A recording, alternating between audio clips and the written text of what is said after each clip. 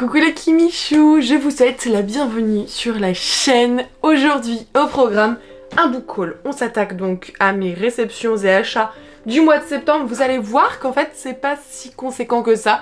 Après les réceptions, elles sont hyper qualitatives. Bon, elles le sont toujours, mais elles sont quand même hyper qualitatives. Mais surtout c'était pendant que j'étais en vacances. Donc en fait mon budget... aller aux vacances, aller aux dépenses aux vacances, aux achats, de la déco d'automne et compagnie. Donc vous allez voir que par exemple moi je n'ai acheté qu'un seul et unique livre, et encore je me le suis pris avec les bons d'achat que j'avais via Amazon, que je possède grâce à vous, puisque c'est lorsque vous passez par les liens en barre d'informations pour commander tout ce que vous voulez. C'est-à-dire que si vous cliquez sur un lien et que derrière, donc ça va faire écho aux anciens qui étaient là au début des live Twitch, que vous commandez les culottes de votre mémère, ça fonctionne très bien. Bref, du coup vraiment il y a un unique achat, et encore comme je vous expliquais c'était un achat grâce à Amazon, et tout le restant ce sont que des services de presse. C'est des choses qui sont déjà lues, j'ai des choses qui m'ont été aussi données par mon amie Gladys quand elle a fait un très grand tri de sa bibliothèque. Vous aurez sa chaîne YouTube juste ici si vous voulez jeter un petit coup d'œil. Et donc du coup c'est parti, je vais essayer tant bien que mal d'organiser du coup ce book haul, et on va commencer tout de suite par les cadeaux justement.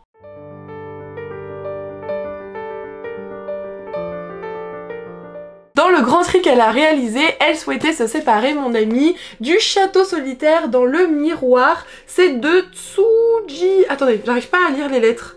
Ok, on va regarder à l'intérieur parce que j'ai l'impression que des V ça ressemble à des U et tout. Je veux pas dire de bêtises. Donc c'est de Mizuki Tsujimura. Ouais, ok. Parce que regardez l'écriture.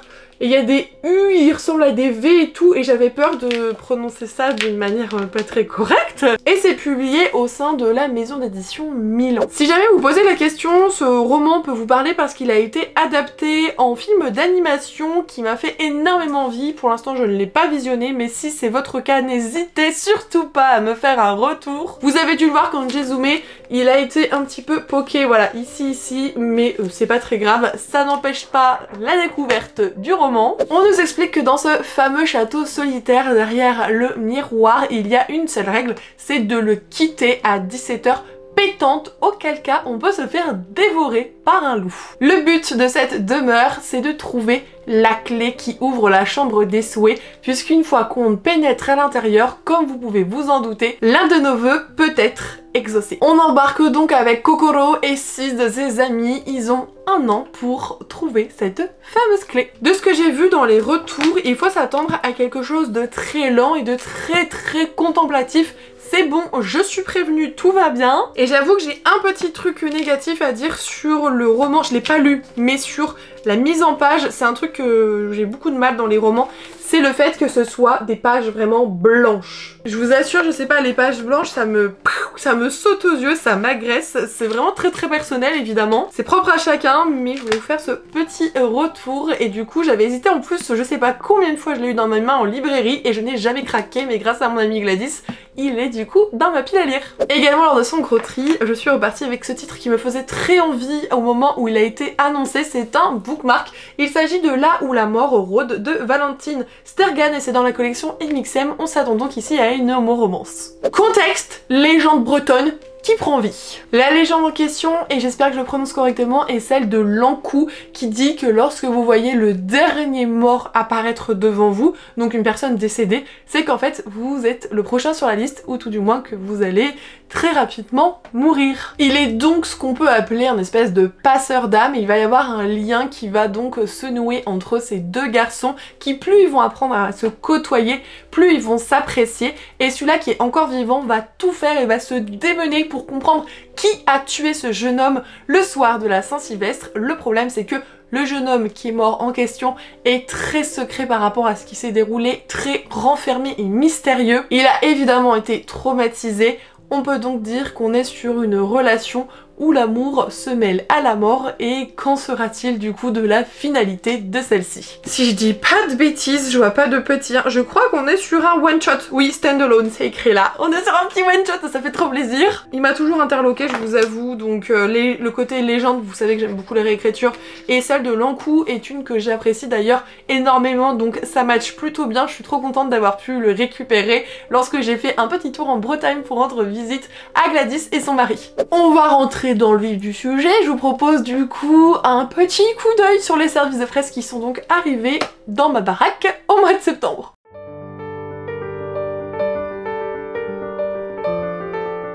Je vous le dis, je prends comme ça vient puisque vous avez dû voir, il y a une petite desserte qui est là. Aujourd'hui, on a essayé de s'organiser. C'est surtout que pour une fois, tout tient dedans. Parce que quand je vois celui-là du mois d'octobre qui est là-bas, look at me, hein, tu ne rentreras jamais là-dedans. Donc on peut pas toujours l'utiliser la desserte pour les poucous, mine de rien. En tout cas, celui-là que j'ai dans mes mains, vous avez dû le voir, c'est un très gros bébé. C'est la nouvelle saga de Carissa Broadbent, intitulée du coup La guerre des cœurs égarés. C'est dans la collection Lost Kingdom. Oui, je suis obligée de lire le nom de la saga parce que moi j'ai envie de dire la guerre des cœurs éclatés et non c'est égaré. Je sais pas s'il y a pas un truc avec éclaté dans le tome 2 ou si c'est moi qui mélange plusieurs choses et c'est complètement possible et je dirais que c'est même probable. Ancien esclave, guerrier reclus, magie noire, on est quand même sur des thématiques qui sont assez alléchantes je trouve. J'ai tendance à vous parler souvent des mêmes personnes mais c'est parce que je suis proche de celle-ci tout simplement. Mais mon amie Gladys a collaboré avec les éditions Bookmark sur ce titre et son retour m'a fait extrêmement envie, d'autant plus que j'ai pu l'aider dans le tournage qu'elle avait à réaliser dans le cadre de la collaboration justement avec la maison d'édition. Il y avait un réel et du coup je l'ai aidé à tourner des petits plans etc. Et elle m'expliquait pourquoi elle avait pensé à ce plan à chaque fois vis-à-vis de sa lecture et j'étais là en mode ouais ça a l'air trop bien. Dans les faits c'est vrai que j'aimerais plutôt avancer dans l'autre saga qui est le serpent et le descendant de la nuit, donc les couronnes de Nyaxia, et le tome 2 est déjà dispo, il faudrait que je me le procure, il est dans ma haut de ma wishlist vous voyez, mais celle-ci me fait extrêmement envie aussi, donc merci beaucoup à la maison d'édition de me l'avoir fait parvenir. J'aimerais quand même vous préciser qu'à la fin vous avez des illustrations couleurs, donc ça correspond notamment à la jaquette mais plutôt pour l'édition brochée et vous voyez comme vous pouvez le constater il y a pas mal de petites illustrations couleurs, ce qui est ma foi n'est-ce pas très appréciable. Poursuivons avec une maison d'édition que j'ai rejoint en cours de route, c'était pas du tout prévu au programme et finalement on m'a proposé de rejoindre le Coven. J'ai accepté avec un immense plaisir, pour autant je suis en train de me dire qu'il va falloir que je me dépêche de lire plus d'un titre parce que j'en ai reçu quelques-uns depuis et je les ai toujours pas lus. Il s'agit du coup de la maison d'édition Calix et pour ce faire j'ai reçu Spark of the Everflame de Pen Cole. Ce qu'il faut savoir c'est que la plupart du temps ou presque à chaque fois on reçoit l'édition collector et brochée. Vraiment on reçoit le tout et comme j'ai commencé avec les collectors, je poursuis avec les collectors, mais c'est vrai que selon certains d'entre eux, la DA qui a été prise par la maison d'édition, la DA c'est la direction artistique, je suis pas forcément hyper convaincue par tout, c'est-à-dire que par exemple là le jaspage c'est pas quelque chose que j'apprécie et pourtant la maison d'édition a une DA qui est hyper reconnaissable, c'est-à-dire que là vous mettez plein de livres où je vois que les jaspages, je peux vous dire tout de suite lesquels sont des Calix parce que visuellement encore une fois ils sont très reconnaissables et différenciables en fait des autres. Celui-ci j'avoue que j'en ai entendu énormément de bien, j'aime toujours d'ailleurs grandement ce qui est réalisé comme travail sur les end pages. Vous avez en plus un marquage à chaud, enfin on dit à chaud ou fer à chaud?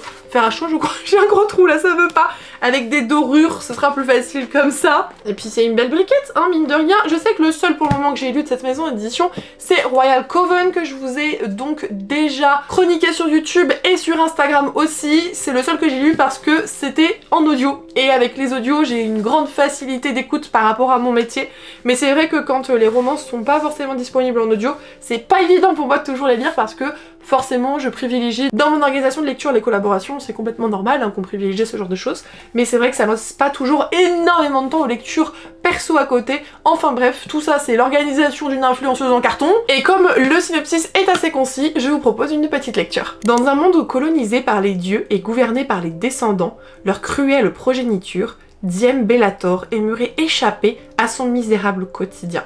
La disparition soudaine de sa mère l'oblige à entrer dans l'univers sombre des descendants afin de percer les mystères qu'Oralie a laissés derrière elle. Contrainte de participer à la guerre civile qui s'intensifie, Diem devra naviguer entre les règles du pouvoir de la politique et l'amour pour sauver sa famille et l'humanité tout entière. Encore une fois, on est vraiment sur ce genre de protagonistes qui n'ont aucune responsabilité, qui n'ont aucune charge sur leurs épaules, nous sommes bien d'accord. Bon, s'il faut préciser, c'était ironique, hein. Mais celui-ci, il a l'air encore une fois vraiment très bien. De toute façon, je trouve que la maison d'édition Calix font vraiment de très bons choix dans leur traduction. Poursuivons avec un petit bébé dont les retours ont été vraiment très positifs. Par contre, j'ai pas encore eu le temps de les découvrir. J'avais en plus reçu, alors je sais plus si c'est pour celui-ci où j'avais eu l'e-book ou le NC parce que je mélange de titres. En tout cas, maintenant j'ai la version définitive. Il y a eu un événement, j'avais pas pu m'y rendre parce que c'était à ce moment-là où j'étais en Bretagne chez Gladys. C'est pour When the King Falls de Mary Niehoff aux éditions Comet qui se lançait du coup dans leur toute première Romantasy. Thématique vampire. Comme ça, les termes sont dits, vous savez dans quoi vous pouvez potentiellement vous embarquer. On a également tout ce côté rébellion, il y a encore quelques personnes dans l'humanité qui ne veulent pas se faire utiliser comme poche de sang ambulante par les vampires qui siègent, qui ont donc le pouvoir et le trône en leur possession, et la jeune femme qu'on suit qui est Florence va participer à une espèce de concours puisque chaque solstice d'hiver le roi vampire doit retrouver une nouvelle épouse qui sera sa poche de sang humaine, et elle espère bien gagner parce que elle veut se rapprocher d'elle au maximum pour ainsi mettre fin à ses jours vampiriques. Je vous montre quand même, ils ont réalisé un petit jaspage qui est assez léger je trouve, mais j'aime beaucoup les couleurs, l'ambiance. On sent qu'on va être dans quelque chose d'assez sombre et apparemment c'est vraiment le cas, donc ça m'a énormément intriguée. Malheureusement j'ai pas pu lui donner sa chance, vous avez dû bouger un tout petit peu, mais bref malheureusement je n'ai pas pu le lire à la période que j'estime être la plus propice, qui est octobre-novembre. Vous allez me dire on est au mois de novembre ma grande, j'ai vu mon organisation de lecture pour le mois de novembre. À moins qu'il soit en audio, ça risque de ne pas passer malheureusement. J'ai également pu recevoir le titre avec un gros enjeu pour la maison d'édition Casterman lors de cette rentrée littéraire. Il s'agit de La Lame du Roi, le premier tome de la saga Halfling écrit par Melissa Blair. Je vous présente ici l'édition brochée, mais j'ai reçu depuis l'édition collector qui sera dans un autre book haul puisque je ne l'ai pas reçu au même mois. Le roman porte très bien son nom puisqu'on suit une jeune femme qui est la Lame du Roi. Elle doit donc faire toutes les basses besognes, c'est la tueuse officielle du roi, mais c'est quelque chose qui est très difficile pour la jeune femme qui est à moitié elfe, et un jour il y a des personnes qui vont s'en prendre à la famille royale, on va lui dire trouve qui c'est, qui nous en veut, etc. C'est ta mission.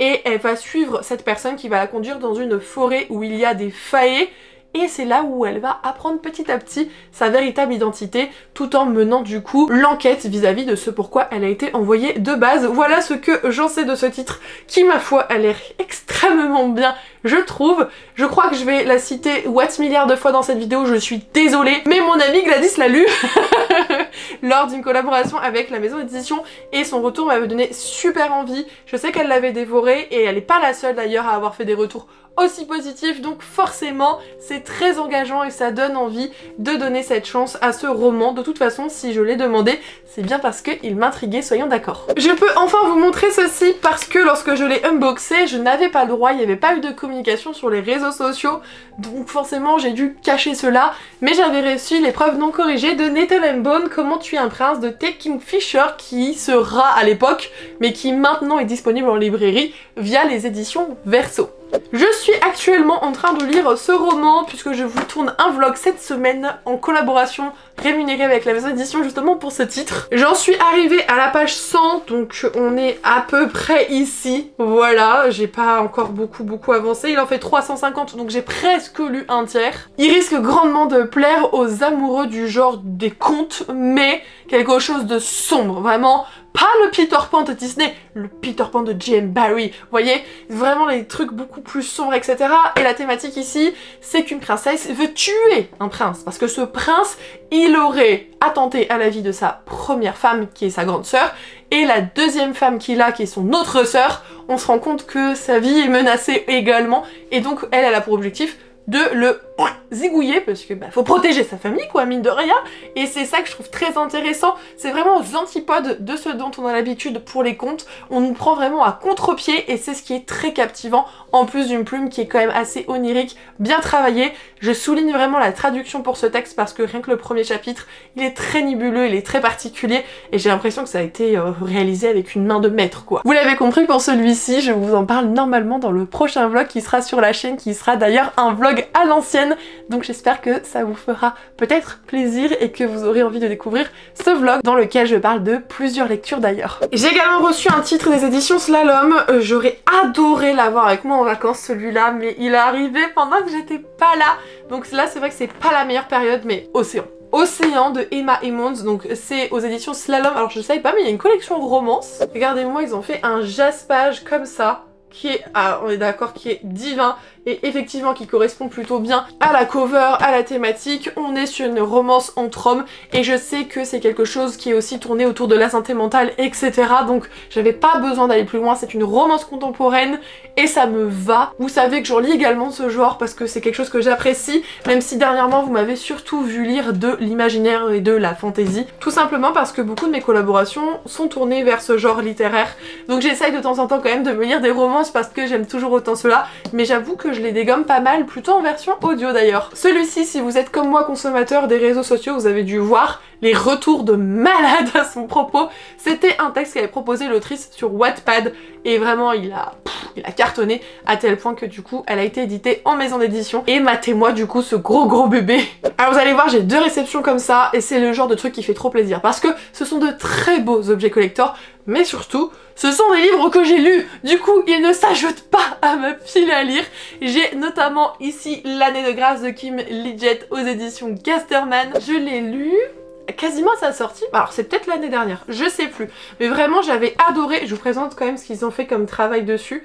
Il est très beau, voilà. Il n'y a pas forcément de jaspage ou de NPGs particulières. On est sur un tarif de 25 €. Oui, parce que du coup, ça faisait un peu comme un effet tissé. J'arrivais pas à bien voir le prix. C'est pour ça que j'ai dû bien zioter.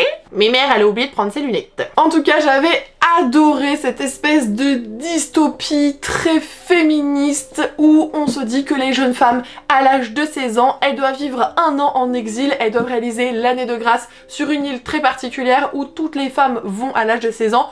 Toutes n'en reviennent pas et quand on en revient, on est transformé aussi bien mentalement que physiquement. Des personnes blessées, des personnes qui ont perdu des membres, etc.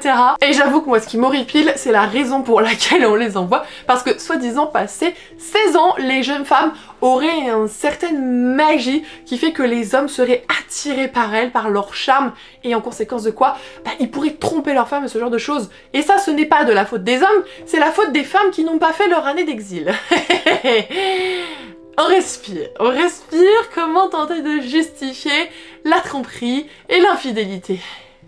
Mais j'avais adoré, il y a vraiment un côté très féministe et bien qu'on s'en rende pas compte tout de suite, il y a aussi une très belle sororité je trouve, mine de rien. Vous allez voir quand même que j'ai lu pas mal de choses mine de rien dans ce book haul, donc c'est plutôt chouette. J'avais reçu la fin de la saga qui est le manoir de Lakesage, le second tome se nomme donc Forestfall de Lyndall Clipstone aux éditions Hugo Stardust. Je vous en ai déjà parlé puisque c'était dans mon vlog d'été, je l'ai lu en collaboration avec la maison d'édition et en fait j'avais tellement adoré le manoir de Lakesage que quand on m'a proposé de bosser sur Forestfall, j'étais là en mode mais comment ne pas dire oui sur une suite de saga dont le tome 1 était vraiment ambiance spooky, creepy, manoir, la mort qui rôde, malédiction, tout ce qui est sang, alchimie, c'est... il est incroyable. Comme je vous en ai déjà beaucoup parlé, je rentrerai pas plus dans les détails, mais vraiment c'est une duologie, pour le coup, qui même après moult tri, restera dans ma bibliothèque parce que j'ai été vraiment impactée par ce récit. Je vous dis ça parce que je trie de plus en plus, et à moins que ça ait été des coups de cœur ou des lectures que j'ai adorées, ou que je suis pas encore prête à me séparer, je garde que justement ce type de lecture. Toutes les autres que j'ai lues, je les enlève parce que sinon ça ne tient pas en termes de place et je ne peux pas non plus rajouter tout le temps moult bibliothèques. Déjà c'est un coût mine de rien et puis au bout d'un moment il faut essayer de limiter un petit peu. Je vous en parlais tout à l'heure, une autre édition collector a été publiée, j'avais déjà lu le titre, il s'agit de Gallant de Village Fab aux éditions Lumen et je vous avoue que pour celui-ci je suis sincèrement embêtée parce que je ne sais pas si je me sépare de l'édition brochée ou non parce que je la trouve absolument magnifique et du coup pour ne pas être polie, je suis bien emmerdée. Voilà, je vous montre d'un petit peu plus près, elle est rouge, comme ceci. Vous avez évidemment un travail de jaspage qui est très bien réalisé. Et les end pages, voilà. Ça, c'est Gallant, pour ceux qui ne le savent pas. Je regarde à la fin. Ça, je peux pas vous dire. Non, parce que je suis pas là pour vous spoiler non plus, mais j'avais adoré l'ambiance de cette lecture qui m'avait énormément convaincue, avec une jeune femme qui est orpheline, qui est muette et qui essaie de vivre tant bien que mal. Elle retrouve un carnet, c'est tout ce qu'elle a de sa mère, où on a l'impression qu'elle devient folle. Il y a des dessins dans ce carnet au fur et à mesure, je vais essayer de vous montrer parce que c'est très important dans le récit et surtout je trouve que c'est super impactant. Voilà, vous avez plein de choses comme ça dedans. Et à la fin du carnet, elle avait écrit à sa fille: surtout ne t'approche jamais de Gallant, Je dis mais Kezako, qu'est-ce que c'est Galante? Et un jour il y a quelqu'un de sa famille qui vient ici, qui vient la chercher et lui dire mais en fait tu as encore de la famille, ne reste pas ici, on te ramène avec nous, on te ramène du coup à notre demeure, on te ramène à Galante. Voilà, je vous en dirai pas plus, mais c'était... Bref, je suis très embêtée sur quel format je garde. De toute façon lui je le garde sur, est-ce que je garde le brochet ou pas? Je sais pas, mais je pense qu'à ce jour, c'est mon Village préféré. Celui-ci, je suis ravie parce que l'audiobook existe. Il s'agit de L'Agence Perdido, le premier tome de la nouvelle saga de Victor Dixon au sein de la maison d'édition Bayard Jeunesse. D'ailleurs, de ce que j'ai entendu, jeunesse pas totalement, on est vraiment plus sur un young adult que sur un jeunesse. Et ici, l'auteur nous propose un récit avec les croque-mitaines. Voilà, il a utilisé les croque-mitaines qui donc s'empareraient des objets perdus et par conséquent, selon les thématiques, selon comment les choses sont ficelées, il y a des personnes qui disparaissent. Voilà, je vous en dirai pas plus. J'ai fait tomber mes affaires. Je voulais vous montrer mais j'étais pas à la bonne page parce que du coup, j'ai pu rencontrer l'auteur puisque la maison d'édition avait fait un événement dessus, donc j'ai pu faire dédicacer le roman, passer un bon moment avec lui, etc. Comme toujours avec Victor Dixon de toute façon. C'est une personne qui est très ouverte, une personne qui adore discuter sur ce qu'il écrit, mais également sur ses voyages, etc. Enfin, dites-vous à la fin de la soirée, j'ai dansé avec Victor Dixon. C'est quoi? On vit sur quelle planète? Bon, danser c'est un grand mot parce que moi j'ai aucune grâce. En tout cas, celui-ci, il est encore parfait pour la saison du coup. Il y a peut-être pas énormément de livres, mais comme je suis une pipelette, ça donne comme quelque chose. J'avais reçu également dans une box une parution, enfin deux parutions particulières. Il y a un Noël mi-figue, mi-praline et il y a le désastre Noël de la famille Praline, le tout de Karen Ponte. Pour la version Young Adult Adolescent, c'est chez Pocket Jeunesse. Pour la version adulte, c'est du coup chez Fluff Édition. On est sur un même récit, mais qui est vu par deux personnes différentes.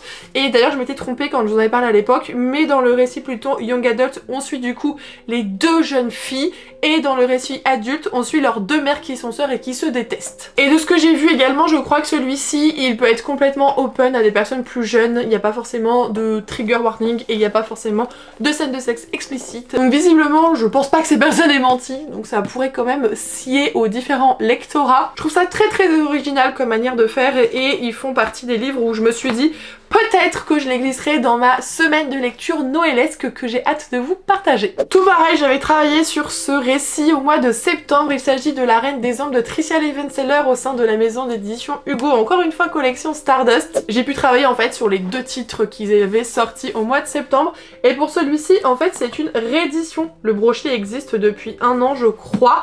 Mais c'est une réédition collector parce que au mois d'octobre, vous aviez... Alors, c'est pas la suite, c'est plus un spin-off sur la petite sœur du protagoniste principal ici qui est Alexandra. Alessandra, pas Alex, Alessandra. Royauté, complots et intrigues, on a une jeune femme qui veut se rapprocher du roi, soit le roi des ombres, au plus près pour en fait l'épouser, le tuer et récupérer tout le pouvoir. Voilà ce qu'il en est pour ce one shot et qui était assez prenant mine de rien. On est sur une protagoniste qui passera pas avec tout le monde parce que elle est très sûre d'elle, presque imbue d'elle-même.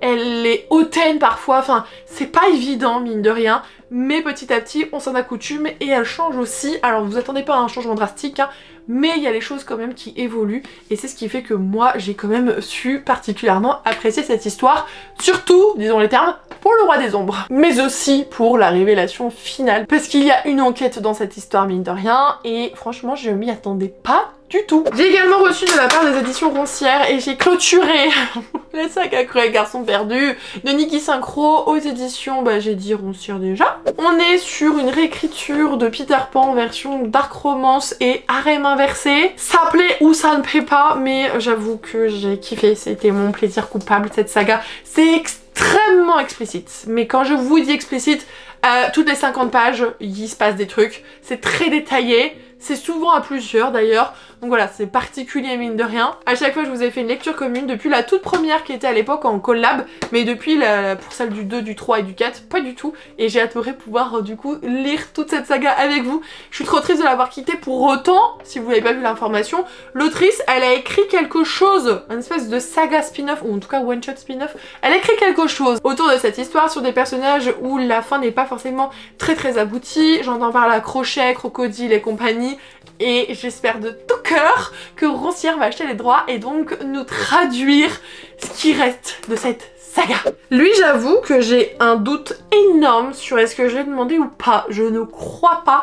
J'avais reçu Maudite, la voix des ombres de Laetitia Lajoigny au sein de la maison d'édition de La Martinière Fiction. C'est bien ça. En plus, c'était trop chou parce qu'il avait été dédicacé et à la fin, elle a mis au plaisir de te rencontrer. C'est trop gentil quand même. Comme je ne sais plus du tout de quoi il parle, je vais vous lire le résumé. Ce sera plus simple. Pour la 143e cordée, l'heure du départ a sonné.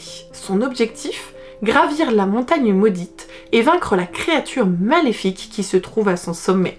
Sa raison d'être, libérer Srapita des ombres envoyées par le monstre, forçant les habitants à vivre la nuit depuis des décennies sous peine d'être pétrifiés.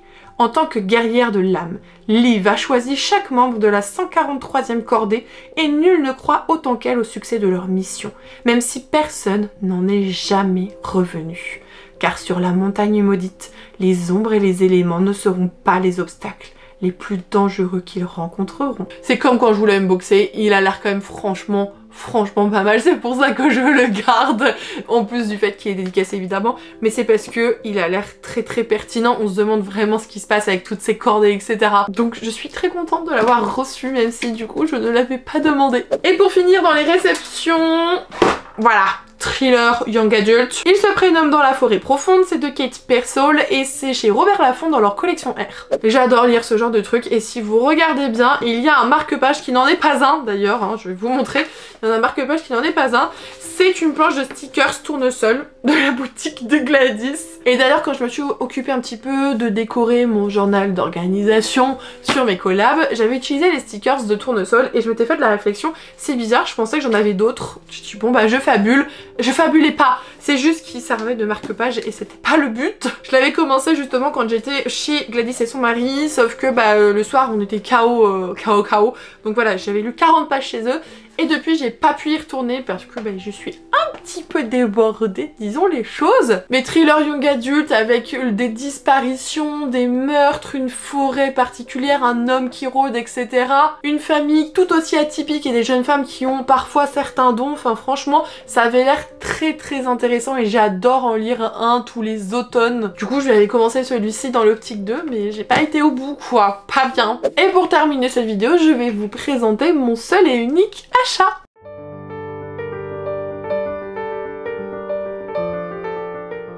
En plus ce n'est même pas un roman, c'est cette petite chose. Il s'agit de Mabon dans la collection Grimoire des Sabbats de Katie O'Rein Ferrella, c'est aux éditions Danae. Juste le livre, il est de toute beauté. Regardez-moi ça, juste ça. Ça, ce serait parfait en tissu pour des pochettes à livres, je n'en démords pas. Et en fait, c'est vraiment un récit qui vous livre tout plein de choses autour de Mabon. Là, vous avez la partie sur l'équilibre des forces, vous avez plein de parties sur les préparatifs, un pratique de kit d'urgence, l'herbier de Mabon, enfin vraiment il y a énormément de choses sur l'histoire de manière générale du coup des... je crois qu'il y a 8 sabbats si je dis pas de bêtises, c'est plus écrit mais j'avais lu le début, je crois qu'il y a 8 sabbats et c'est le 3e sabbat qui sort. Il y a Mabon, il y a Samhain et le premier qui a été publié, je ne sais plus lequel c'est, mais du coup il y en a un par an. Et le système de sabbat etc c'est plus dans la religion Wicca et je trouve ça tellement intéressant, c'est quelque chose où on est très proche de la nature, beaucoup de communion avec celle-ci comme on peut le voir dans certaines formes de sorcellerie mine de rien et j'étais toujours très intriguée. On avait découvert ces livres avec Gladys encore une fois en Bretagne, je suis désolée mais c'est de sa faute, je découvre toujours plein de trucs avec elle et on s'influence beaucoup trop. Et elle avait craqué sur place et moi j'étais là en mode non je peux pas, il faut que je sois raisonnable, ça a été très compliqué avec les vacances les machins, les trucs, les bidules, donc non. Et quand je suis rentrée chez moi que j'ai vu que j'avais un bon d'achat Amazon, j'ai fait oui. Par contre je suis un peu déçue, pas du tout par rapport au roman, enfin au roman, trop l'habitude de dire ça, pas par rapport à cette bête, mais tout simplement parce que j'ai pas réussi à prendre le temps. En fait je voulais prendre le temps d'en lire tous les soirs un quart d'heure pour me renseigner sur Mabon, tant qu'on était dans la période de Mabon, mais ce n'est plus le cas. Là on est dans Samhain, donc bon, j'ai un peu chié dans la colle, voilà. Ce sera pour l'année prochaine, c'est pas très grave. Ça y est Kimichou, je vous ai tout montré. Le chariot il est vide, il va faire place aux réceptions du mois d'octobre dans la mesure du possible, parce qu'encore une fois ça ne va pas en rentrer. J'espère que cette vidéo vous aura plu, je crois que j'ai été un peu punchy, c'est-à-dire que j'ai tellement l'habitude d'être toute seule à la maison que quand je suis toute seule je suis toute calme, et des fois ça me rend même un peu tristoune mine de rien, et quand j'ai l'occasion de vous parler, mais alors là du coup comme ça n'arrive pas souvent, je suis là genre en mode libérée des livré. Je balance tout ce que j'ai à balancer du coup. Désolée, c'est vous qui en faites les frais. N'hésitez pas à me dire si certains titres vous ont intrigué, il y en a certains qui vous ont presque parlé, si vous en avez lu d'autres. De toute façon, en ce moment, j'essaye d'être au maximum de la régularité des commentaires et des messages. C'est pas parfait, surtout pour Instagram, mais sur YouTube, j'arrive à m'en sortir un petit peu mieux. Dans tous les cas, je vous lis, vous inquiétez pas. Je vous fais des gros bisous et je vous remercie d'avoir regardé cette vidéo jusqu'au bout. Et si tel est le cas, nous voulons des emojis d'automne. Prenez soin de vous, on se retrouve très bientôt sur la chaîne. Bye!